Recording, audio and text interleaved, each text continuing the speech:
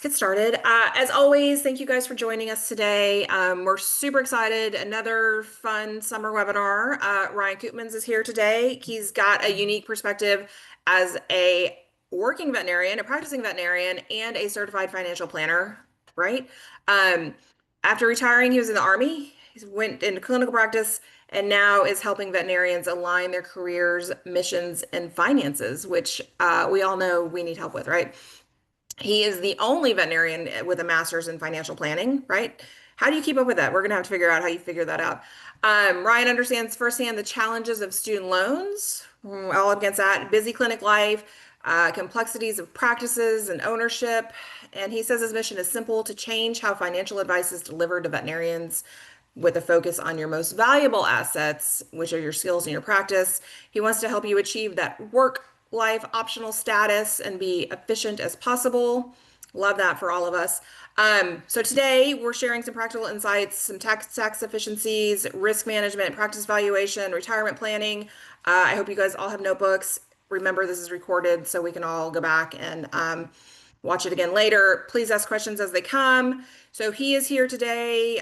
We'll leave with actionable, clear steps to protect wealth, optimize cash flow, confidently plan for the future. All of these things are very exciting.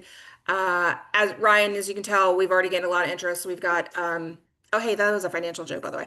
We have a lot of people here today that tuned in. So take it away, Ryan. Awesome. Thank you much, Megan. Megan described before that the introduction wasn't going to be very long. That was much longer than I thought it would be. I'm generally not a big fan of talking about myself, so let's talk about some more important things. So there's a lot of stuff that I want to talk about today, but it's just going to scratch the surface level, right? We can dive into the deep dive on a lot of this stuff. And obviously this stuff is individualized for everybody. We talk about personal financial planning.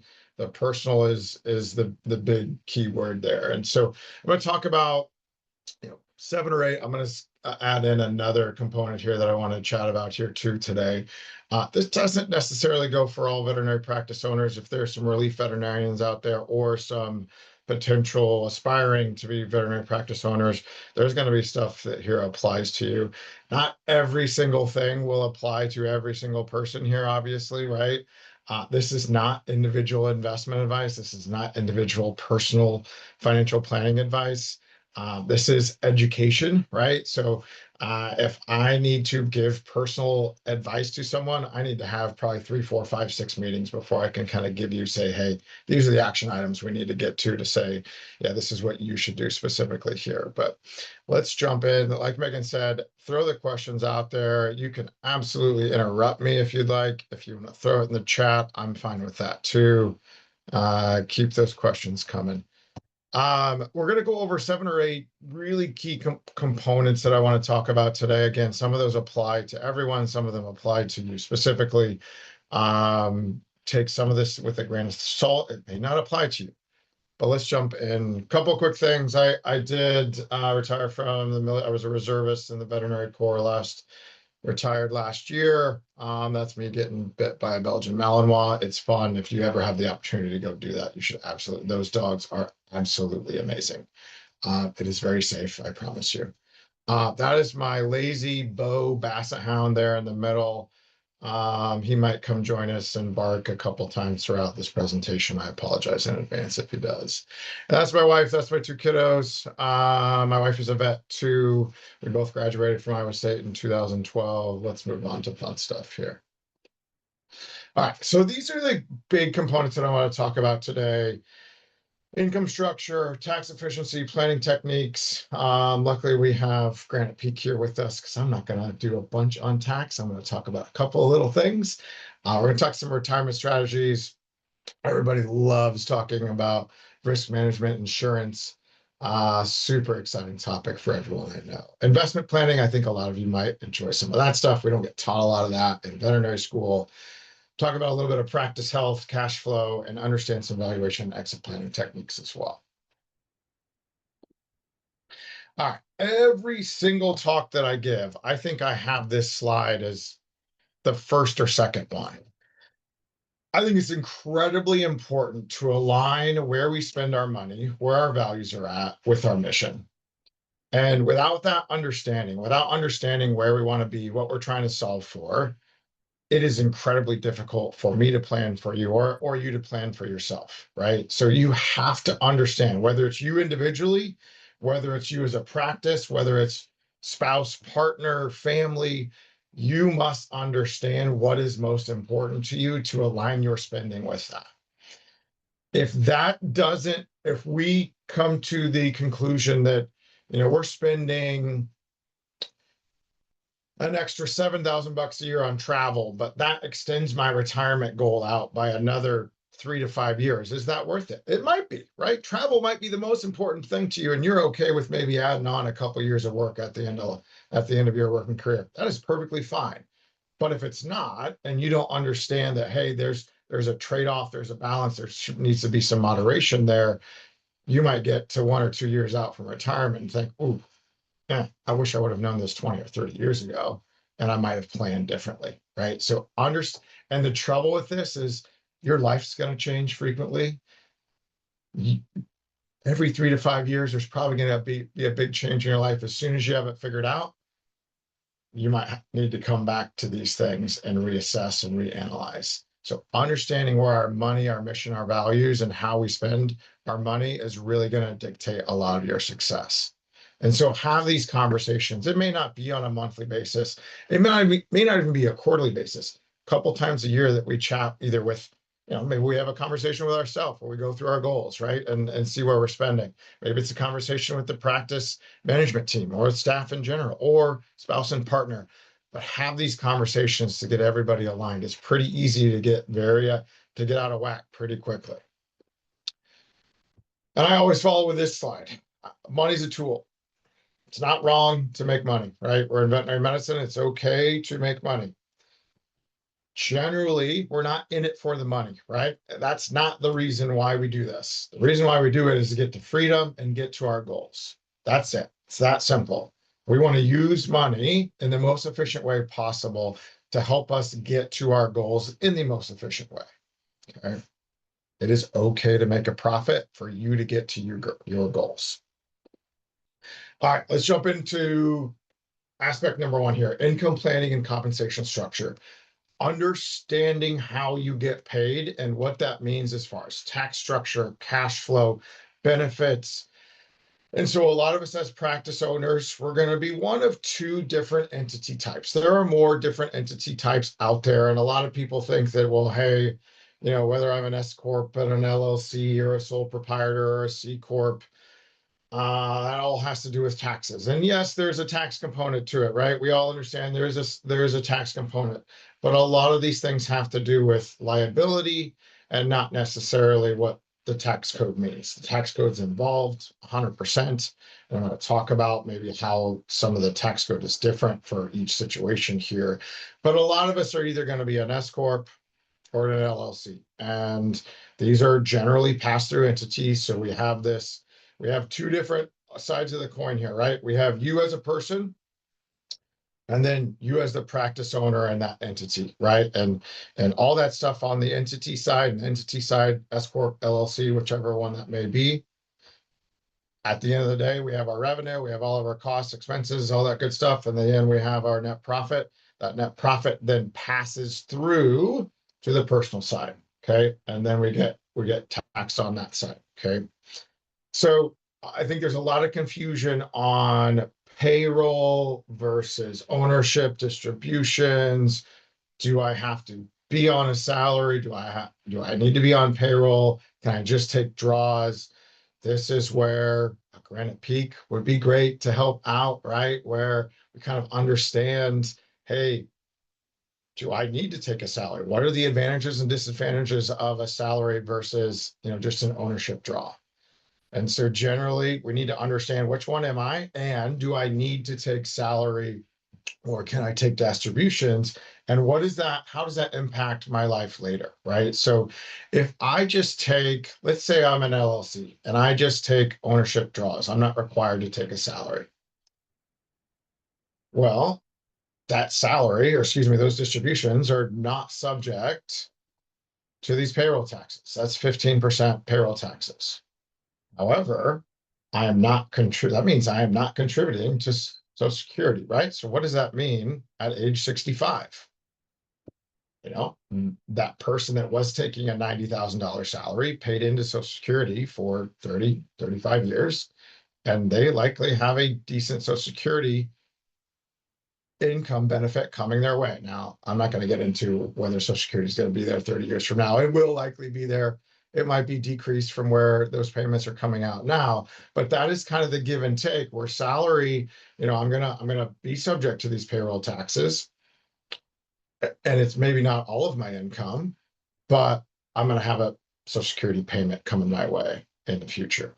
If I take part of my income as a distribution, well, hey, I'm not going to pay those payroll taxes. Maybe I'm saving 15% on those roughly.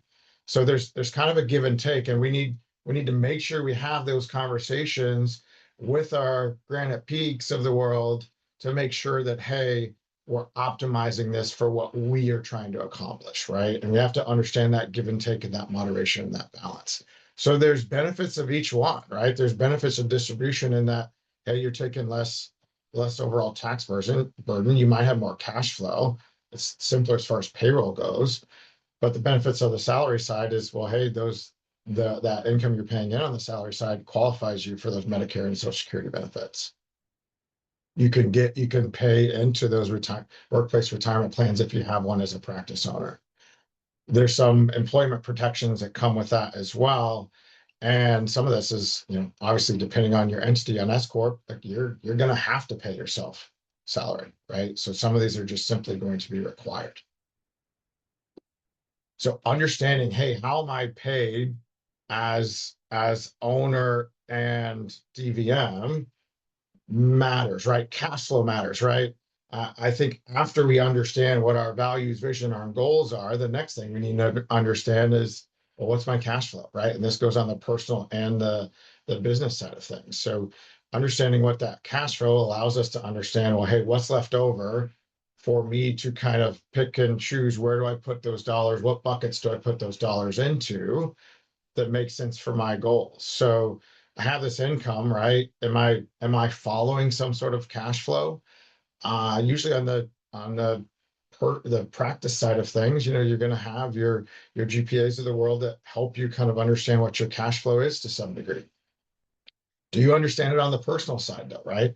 It's very, very similar. If you understand it on the personal side, you're likely going to understand it on the practice side and vice versa, right? So understanding, where do I put that next dollar that is associated for me to hit my goals, right? So is that travel thing, is that travel component really important to me now? Do I need to pay off debt? Do I need to save for the house? Is it retirement saving that's most important to me? These things are likely, again, are going to change every 3 to 5 years. So understanding, do I have a well thought out written financial plan that kind of dictates where those dollars should be going on a monthly, yearly basis? And maybe on the practice side with my cash flow, do I have too much cash in the business where I should be thinking about, how should I invest this properly? Should I buy that new ultrasound machine? Should I buy um, a cool new surgical instrument that's going to help me be more efficient when it comes to surgery? Or maybe it's going to make it more fun, and that is something that I want in my life, is more fun when it comes to big dog space. Do I need to contribute to more staff benefits? Do I need to get more staff? What are all these things, or what matters as far as where the income goes is kind of dependent on what the plan dictates, right? So understand the ins and outs, where the cash flow is coming and how I want to spend that. If there is a big cash influx, hey, I had a great month, there should be no surprises about where that income should go, right? We should have a really good idea of where that's going to go next. If we don't, we might get into some emotional decision-making process, which is generally not a great one, right? We want to have a plan for this before this comes. Well, let's jump to the tax side a little bit here. Again, I'm not going to get in super specific components here on the tax side, but I do want to talk about a couple of things I think a lot of people underestimate. Uh, if you do not have a veterinary specific accountant, I think you are losing out. Um, this is my bias. This is GPA's bias. I think it's a pretty darn good bias, but I see it all the time. If your accountant doesn't know your business, can you survive? You can likely survive. Are you going to grow and maybe get to the goals that you want to get to as fast without that veterinary? I doubt it. I doubt it. I just see so much value in having someone that truly understands your business, can help you analyze what's going on in it. It's your biggest asset, right? You should be taking care of this just as much as you might be taking care of a house that you own, a real estate property as you own, your other, 401k, HSA, taxable, whatever it may be. Is it taken care of a specialist by a specialist? Okay. And it's not just all about the tax return. I see a lot of people that when they think about, well, tax planning, they think about April 15th, they think about October 15th, and that is it. My tax return filing dates. And I look at the bottom of that 1040, and that's all that matters. Again, I think we're missing the point here is that there's a lot of planning that can be done that if we're just kind of worrying about this stuff once a year, are we really maximizing our biggest asset? Are we utilizing all the tax advantages we have as practice owners that then flow through to the personal side? If we're not using that veterinary specific accountant, I doubt it. I really doubt it. And you've if you've worked with a CPA, and I hear this from a lot of clients, unfortunately, and I have a lot of clients using GPA. There's a veterinary shortage and there's an accountant shortage out there, and it is rough when it comes to tax time. And so I see a lot of the communication failures that happen with accountants out there. It's a concern that I see with a lot of veterinarians, and this is usually on the personal side of things, maybe not the business side of things, but get someone that communicates well, right? Get someone that you're going to have a quarterly check-in with at a bare minimum, right? This poor communication leads to poor outcomes, right? So there's all these unique aspects that we get as veterinary practice owners. There's obviously been a new tax bill that's come out in the last month and a half or so here, and making sure you're up to speed on what this means for your business, your goals. I'm not going to get in bunch on those things here, but if you're that aspiring practice owner, there's a ton of benefits that come from owning your own practice that kind of like a little bit fringe and that you may not fully understand those. This is where, having those conversations with GPA, maybe before you get to the spot or, I own this practice now. Well, hope you fully understand that financial picture beforehand. And then are we doing these estimated taxes and avoiding these surprises throughout the year? Are we meeting with our accountant, 3, 4 times a year to understand what this looks like?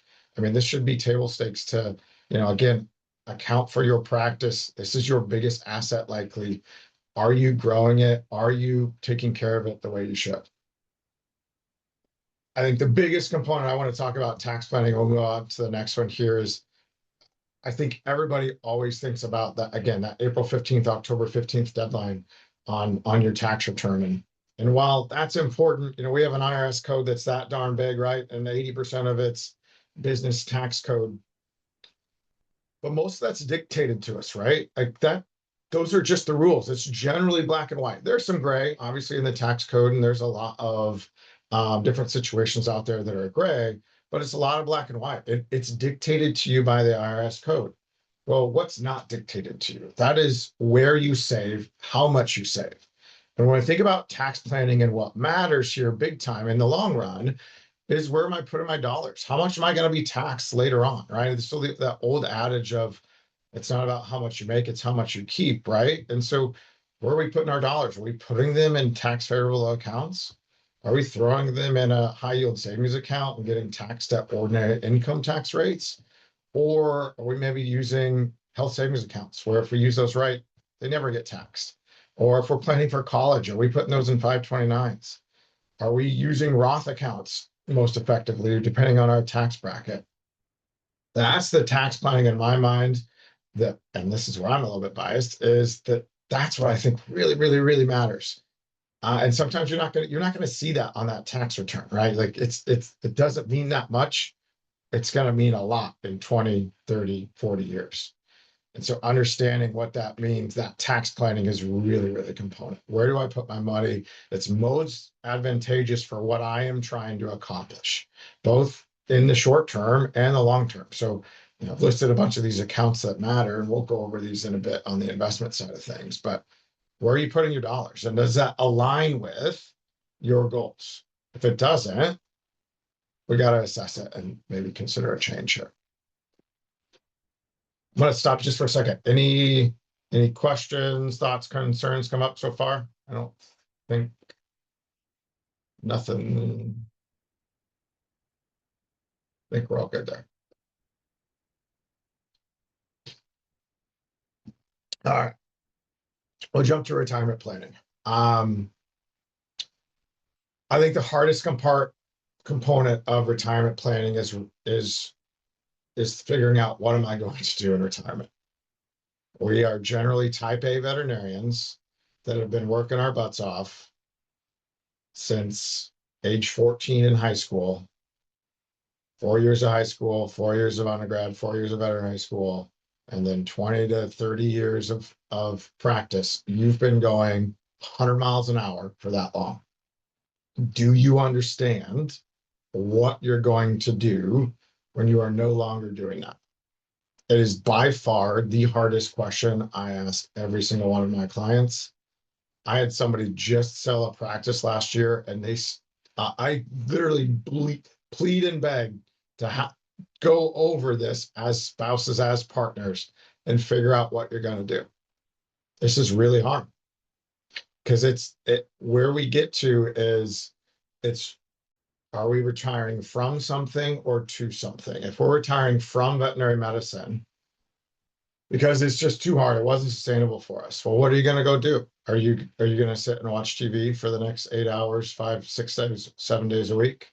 Or do you have a hobby? Do you want to travel? And understanding what those things are dictate how much we have to save for you, where we save for you, right? There's a big difference between someone that retires at 50 versus someone that retires at 65 as far as the amount that needs to be saved, where it needs to be saved. I can't go get into an IRA at age 50, right? Without a lot of penalties and fees and taxes, right?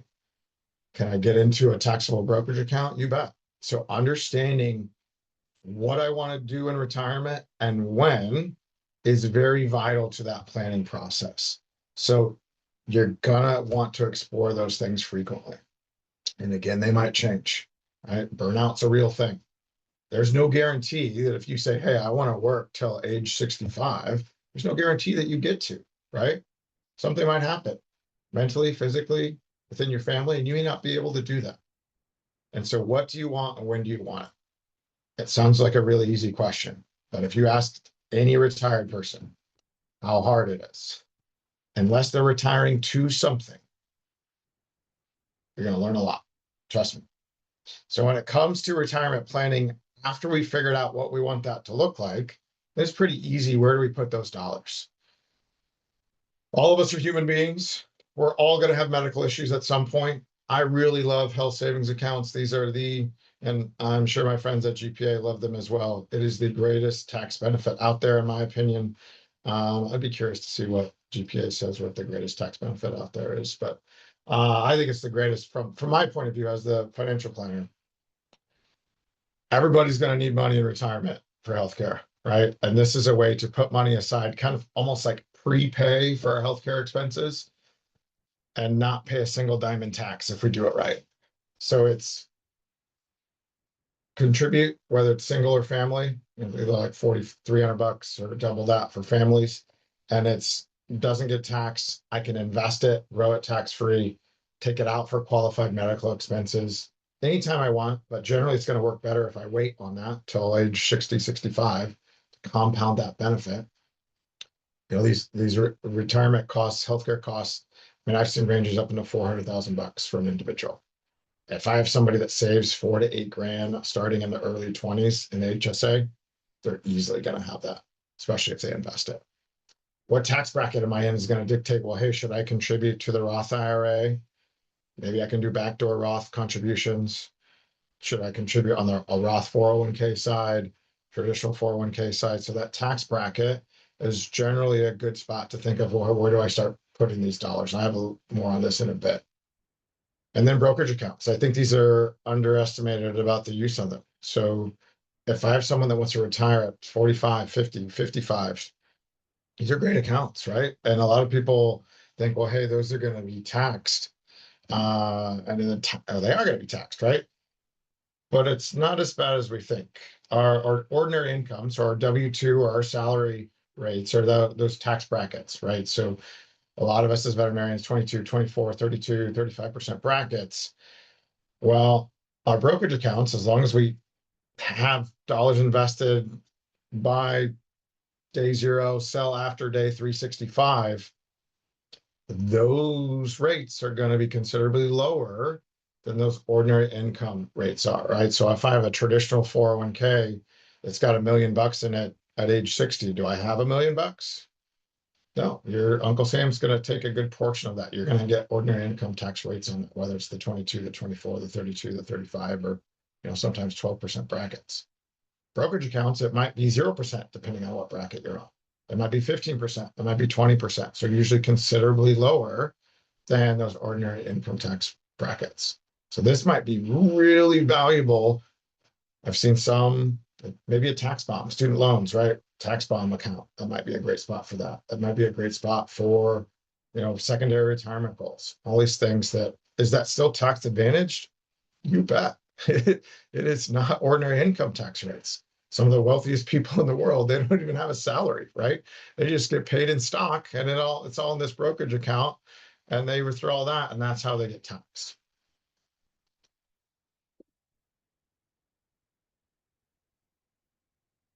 The other big one we'll talk about: exit planning, business retirement planning. How do I want to exit?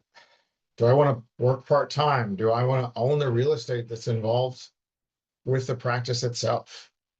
This stuff has to be usually figured out, 5, 7, 10 years before you're actually doing these things.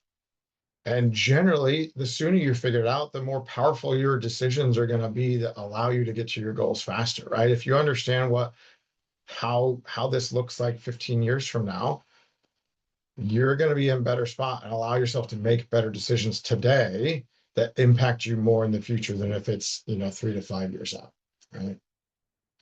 So this is a really important topic that I think a lot of people wait on way too long.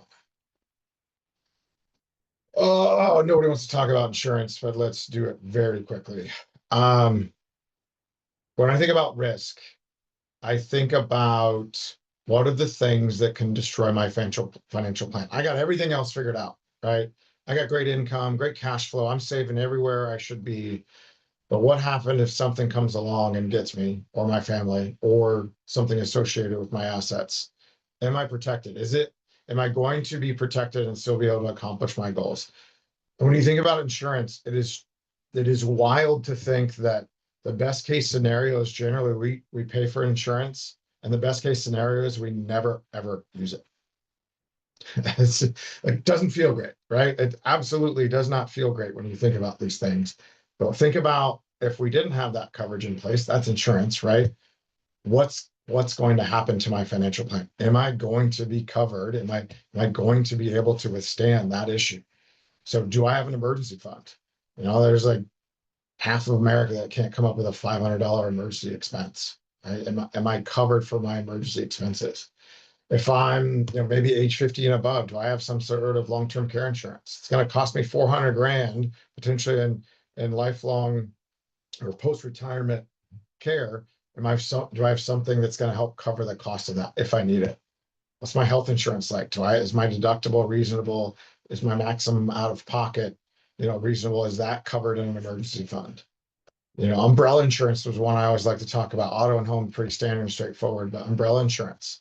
As practice owners, we have that DVM behind our name, and you're a practice owner, and immediately in this litigious society, if someone comes after you, are you protected? Do you have some sort of umbrella? And the umbrella coverage is anything over and above your property, your casualty insurances, in case someone tries to sue you. This stuff is not expensive. It's like $200 to $300 a year for $1 million worth of coverage just to protect those wild and crazy things. Every time I talk to a client, I usually tell them, hey, you're probably never going to use this. Never. And I can almost guarantee you're never going to use it. But if somebody sued you for $1 to $2 million for something silly out of your control and you lose, that's going to hurt. And it's probably hard to come back from. So simple stuff protects against the things that we just can't make up, can't think of. Are we covered as far as one of our biggest assets is our earning power, right? At over 20 or 30 years, are we covered as far as life insurance? Do we have term coverage? This stuff can be really cheap too. I saw somebody last week, $2 million worth of coverage was less than $100 a month, right? We don't need to go get cash value life insurance. We can go get a term coverage policy really easily. Is our long-term coverage there? And we can usually only get 60% of our income. Do we have 60% in a long-term disability policy? Do we have a group policy through work? Do we have a personal policy? Do we have both? These things protect you for the wild and crazy things that you can't make up. And I think a lot of people spend a lot of time on all the other stuff we talked about so far, and they're not protecting against the things that most people don't talk about. It's a big component of protecting our wealth, right? When's the last time that you've looked over these things, right? When were they analyzed? Are we overpaying for these things? Are we underinsured on these things? We got to go check.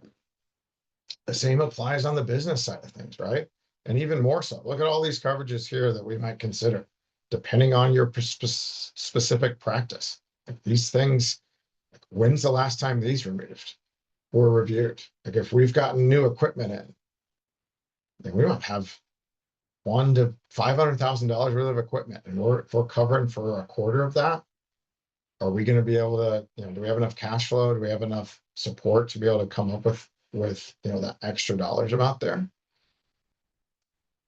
Am I an insurance expert? No, I think there are absolutely some veterinary specific risk management specialists out there. I think you guys have had one on the podcast, maybe not the podcast yet, but one of the webinars here. Are we overpaying? Are we underinsured? Same thing. All right. Let's switch gears to the investment side of things here. I don't think any of us in vet school gets any education on investing. I've yet to meet any veterinary student, any new grad that had this they probably didn't even have it in undergrad, right? We were too busy taking chemistry, physics, biology all in the first year of veterinary school. We don't get this stuff. It's not rocket science. It's generally, hey, it's the fear of the unknown, right?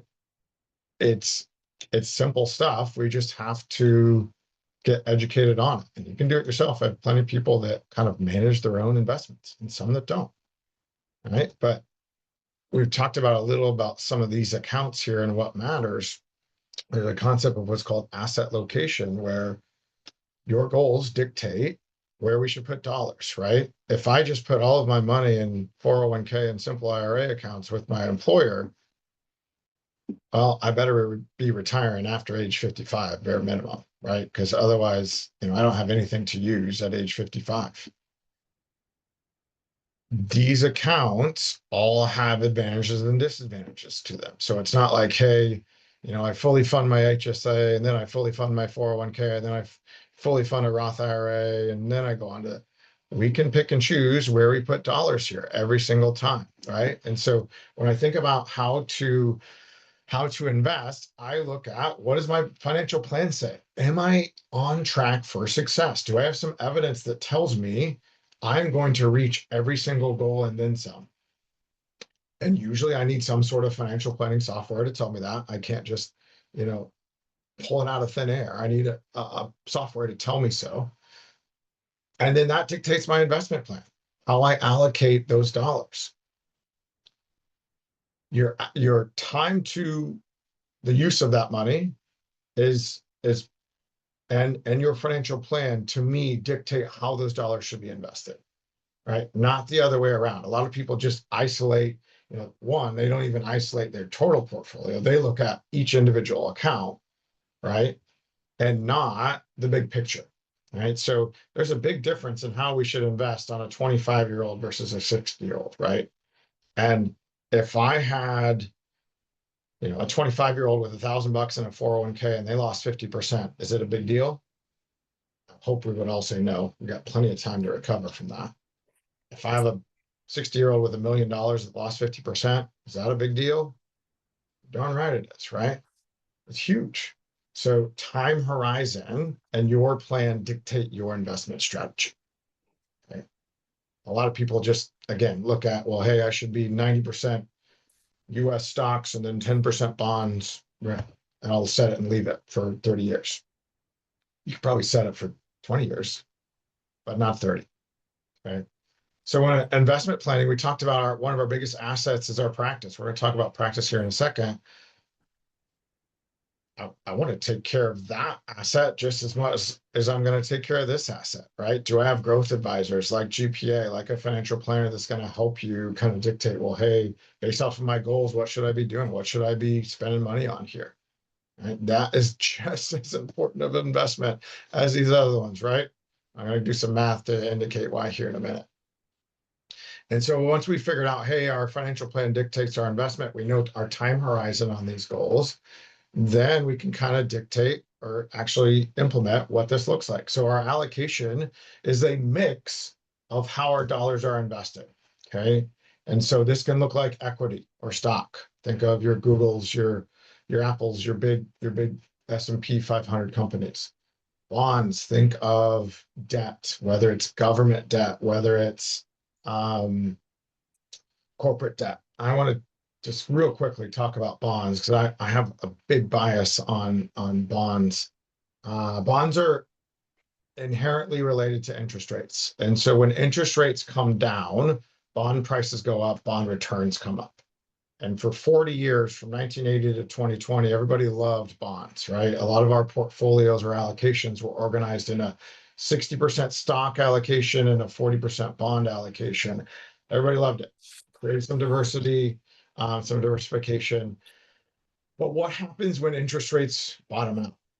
It's 2020, right? We got to like 2%, maybe a little over 2%. Well, what happened? What has been happening to interest rates since then? And going up and up and up. What does that mean to bond prices?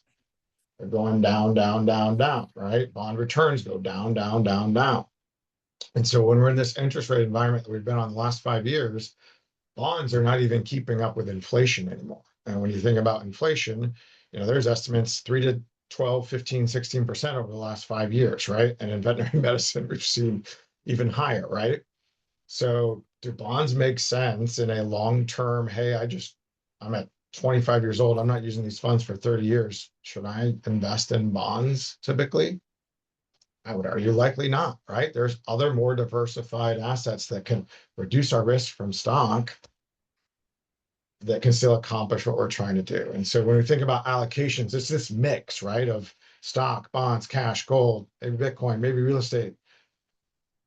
Your total portfolio, I would generally your net worth, it's your real estate, your practice, all of those things are correlated in there together, right?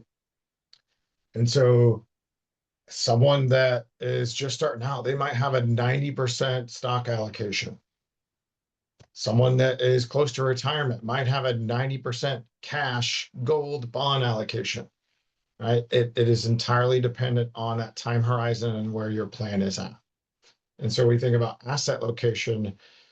I generally want to hold my high growth assets, think Bitcoin, stock. I want to hold those in Roth accounts because those Roth accounts I already paid my taxes on, right? So they're growing tax free and I get to take them out tax free in the future. Well, I want my high growth assets in there, right? Versus my traditional accounts, my traditional IRA, simple IRA, traditional 401k. Maybe this is where I hold my cash, my bonds if I need them. Some of these assets that aren't traditionally higher growth assets, right? So I think about, well, what's my tax bracket now versus in the future? It's probably, especially if I'm a practice owner, high earning practice owner, it's probably as high as it's ever going to be right now. Do I want to put a bunch of my dollars in the Roth side? Maybe some, but maybe not all, right? I might be in the 35% bracket, but in the future, when I'm no longer earning, I might be in a 24% bracket. How much, how much do we want to pay our taxes at which route? And the trouble with this is it's $1 million question is we don't know what those tax brackets are going to be in the future. So we want a little bit of both of these things. I don't want all Roth dollars generally. I don't want all traditional dollars generally. A little bit of both. And so where do you put these? And so what is risk? I think it I look at sleep at night test. A lot of people are shocked about, well, hey, how much can I lose? Think about an S&P 500 investment. Over the last 25 years, the S&P has gone down 40 to 50% two or three times. And most people don't remember that whatsoever. That was too long ago, right? That was 2008. That was 2001. Can your portfolio afford to lose 40 or 50%? If you're 25 and you have $1,000 invested, you betcha.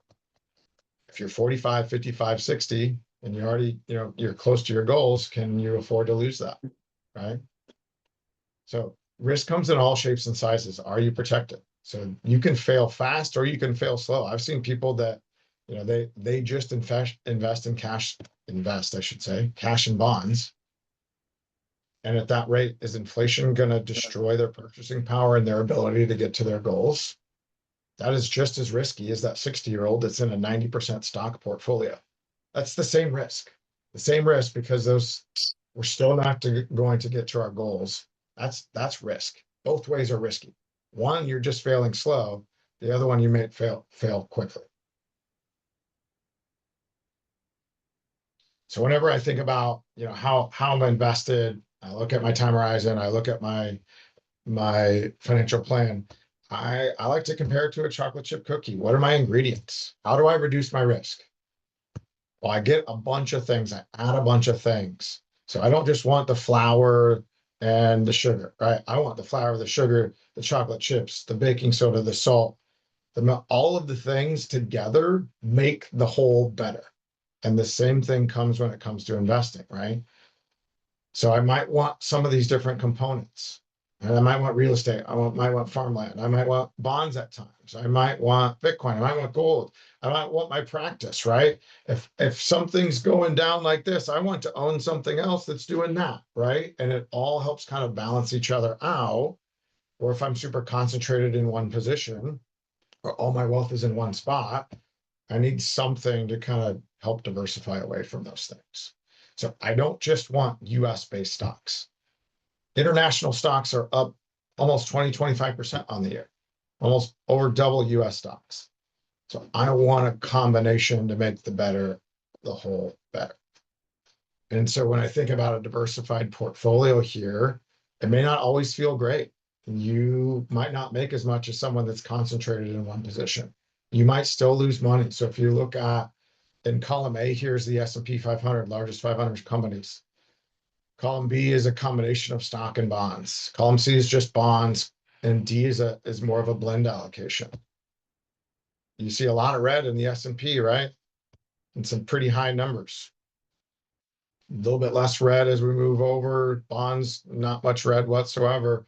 Still get a little bit of red in the blend allocation, but I'm not losing 37%, right? I've reduced my risk. If I reduce my risk and I lose less, I have more to compound later, right? If I have $1 million, I lose 50%. How long is it going to take? And how much do I have to gain to get back to square one?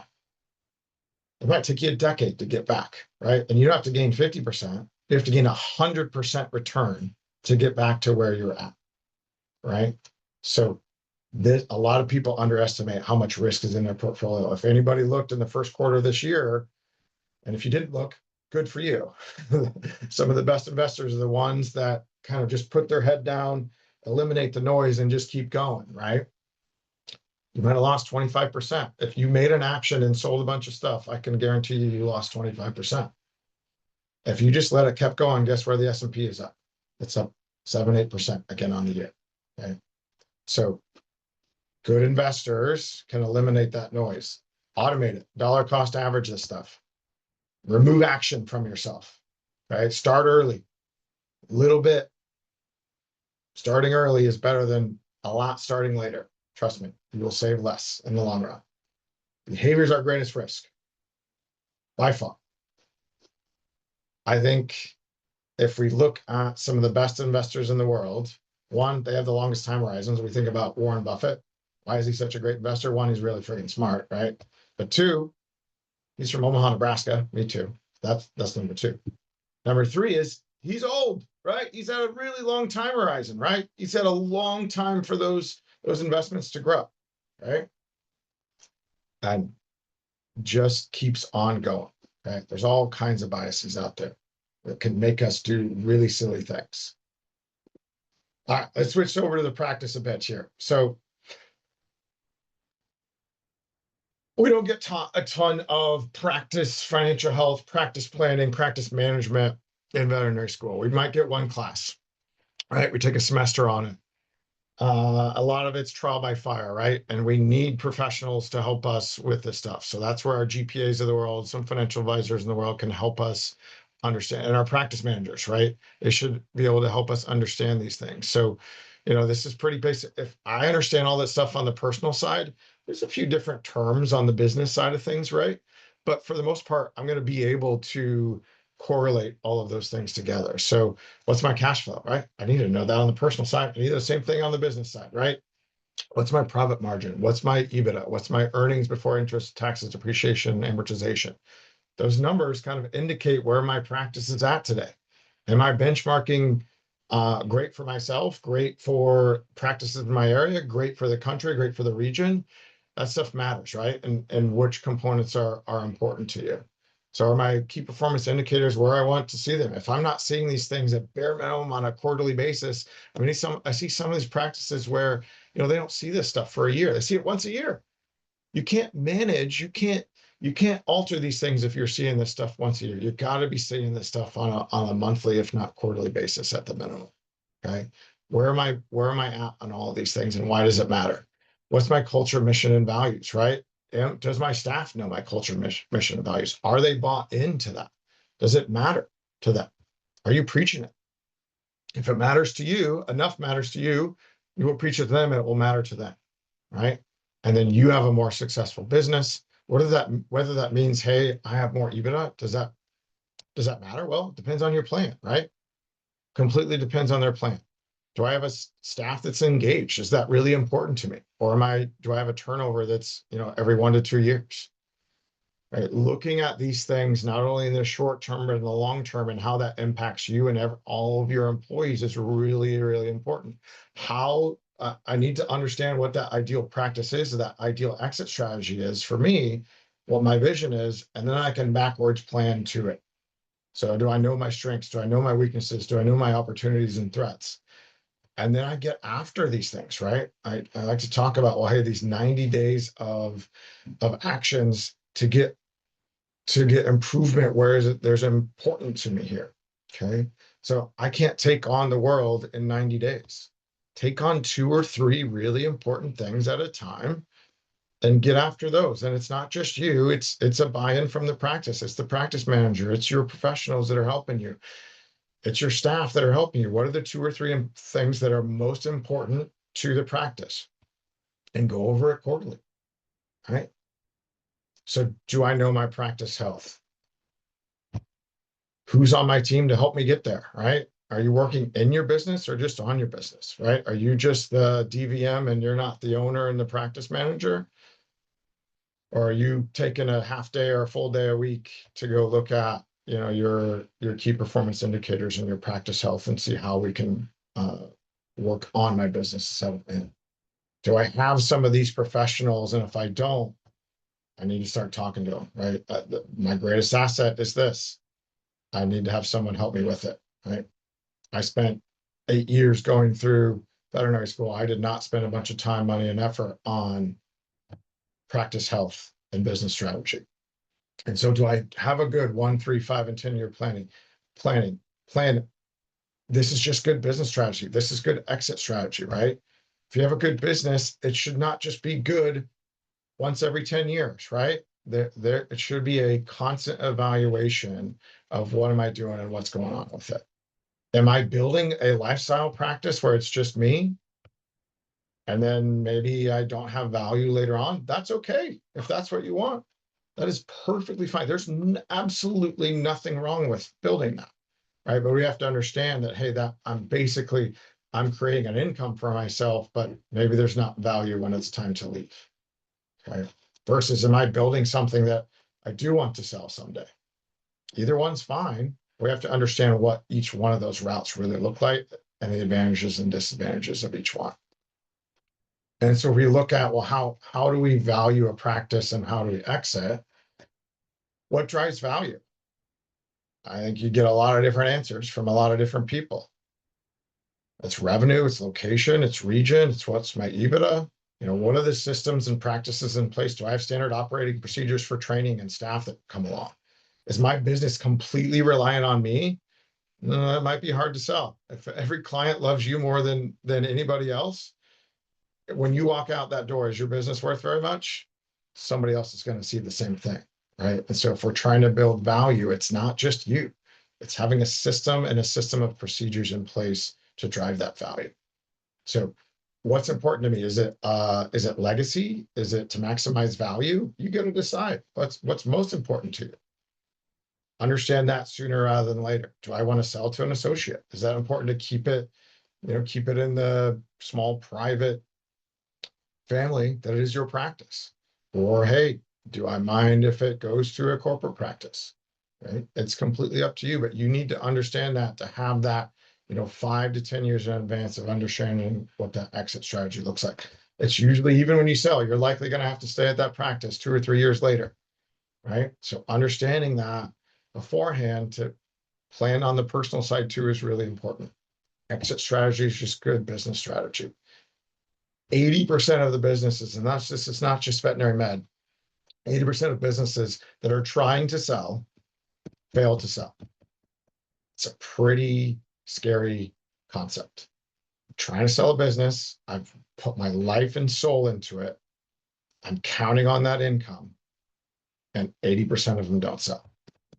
This is where this planning beforehand comes into play. I'm going to skip over this slide a quick here. We're running a little bit short on time. But this is kind of that concept of, well, hey, I need to understand what my issues are in this discovery gate. I need to then get to this point where I have actionable items of how to improve them. And then I got to decide, well, hey, what do I want to do? Do I want to sell or do I want to just keep going? And then I come back every 90 days and I look at this, well, hey, what should I address now? Right? What are the 2 or 3 things that are most important? Then I come here. And some of these things are really easy and it might take you a month to fix them. And some of them might be a culture shift, right? So take the time to understand these things. So how do I value a practice? These are a couple of quick examples when we talk about, revenue. If I have $1 million practice, even average practice, somewhere around a 10% EBITDA, there's $100,000 of EBITDA there. And then maybe, again, one doctor practice in a not highly sought after area, maybe at best that might get a value acceleration of a 5 times EBITDA. It might be worth $500,000. That might be great. That might be all you ever need.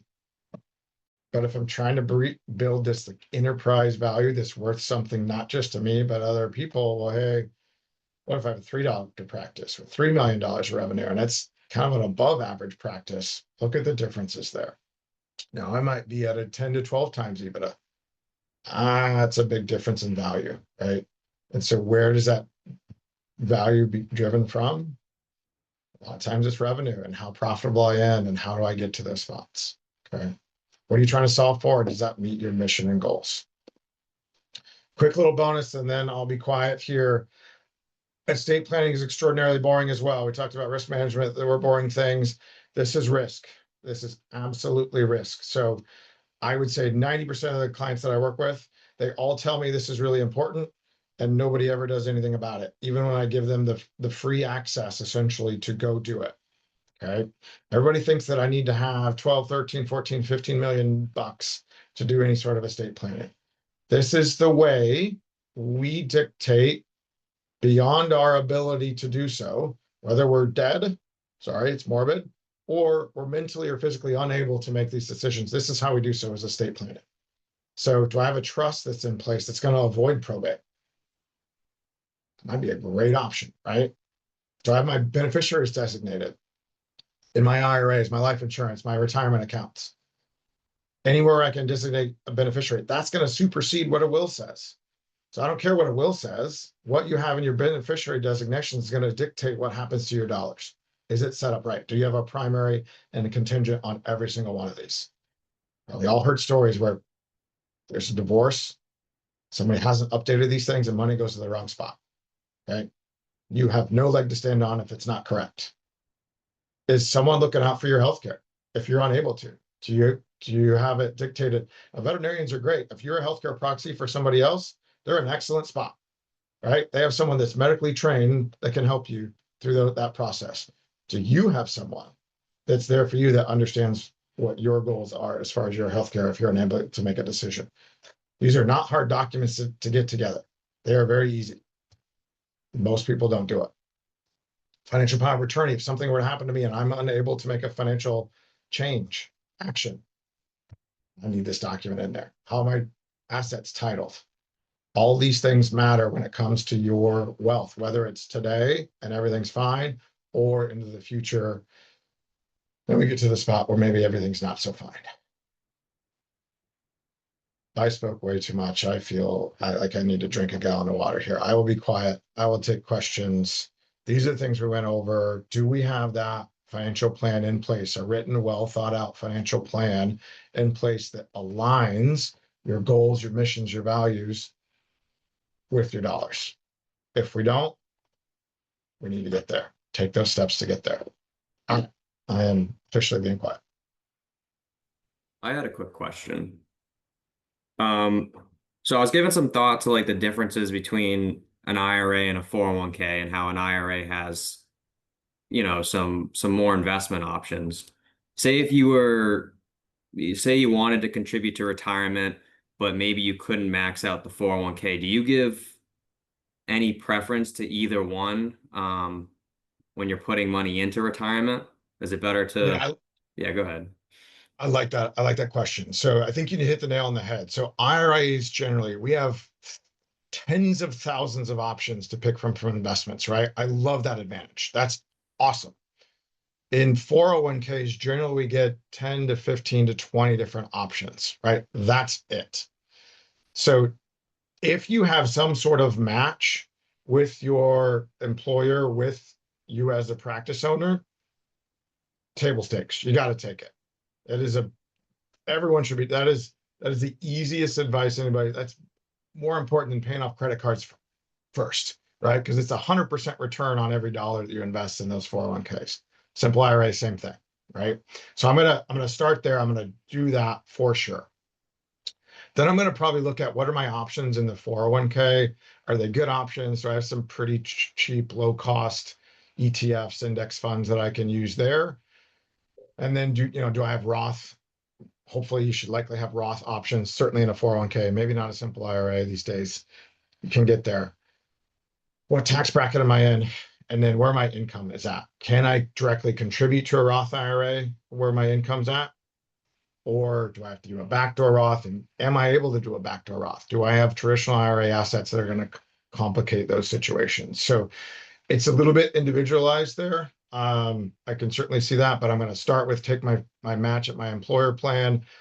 And if I can contribute to that Roth IRA, I'm probably going to go there next, fill up that $7,000 bucket, and then I might go back to the retirement plan at work. Does that help to answer that? Yeah, that makes a lot of sense. Thank you. Yeah. Ryan, thank you so much. I don't want to cut anybody off, but we are out of time. So here's Ryan's email right there for you. If you guys have more questions, I'm sure he wouldn't mind sharing his knowledge with you. If you need CE credit for today, please email us at events, EVENTS, at Granite Peak CPA, and we'll send you out your certificate. Next month's webinar is health insurance with Corey Friedman. He's great. If you don't have him as a resource yet, you'll be glad to meet him next month. Stay connected with us. We've got the private Facebook page. We've got the Veterinary Ledger podcast. If anyone is itching to be on a podcast, I'm talking to all of y'all. We're all invited. It's a great party. Appreciate you guys being here. Ryan, you were amazing. So much knowledge. And thank you. Thanks, guys. Thanks, GPA. Have a good one all. Bye. You're more than welcome to email questions if something comes up. We'll see you. Appreciate you. Bye.